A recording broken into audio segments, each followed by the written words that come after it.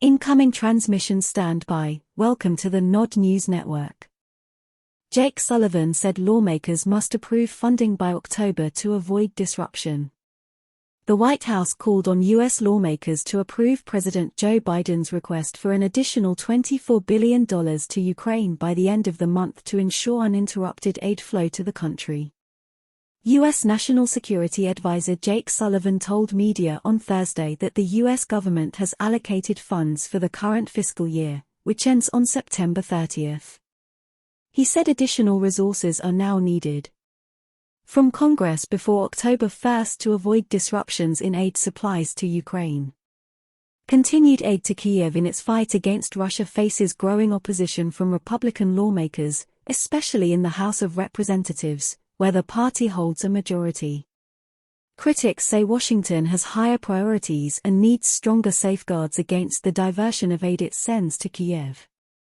Ukrainian President Volodymyr Zelensky met with members of Congress on Thursday to present his case in person.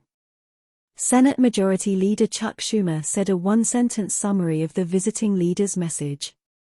Mr. Zelensky said, "If we don't get help, we will lose the war," he said after welcoming Ukraine's president. White House officials held a secret meeting for lawmakers Wednesday night. Senator Josh Hawley said he believes the Biden administration's Ukraine policy is a failure. "If there is a path to victory in Ukraine, I have not heard of it today.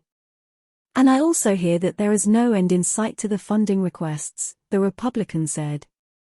Senator Lindsey Graham, another Republican with opposing views on the conflict, argued that Ukraine ends when it wins on the battlefield and lets Russian President Vladimir Putin escape from it is much worse than Afghanistan. He was referring to Biden's 2021 decision to withdraw U.S. troops from the Middle Eastern country, after 2 decades of costly counterinsurgency actions and state-building experiments. Senator John Fetterman, a Democrat, promised an unorthodox concession to Republicans in the other chamber to secure money for Kyiv. "If the idiots in the House stop trying to overthrow our government and fully support Ukraine, then I will save democracy by wearing a vest to the Senate next week," he promised Wednesday on social network. Fetterman has an aversion to formal wear. Last Sunday, Schumer waived the Senate's dress code for elected officials, but not for staff, to the dismay of American conservatives. This has been the Nod News Network, transmission complete.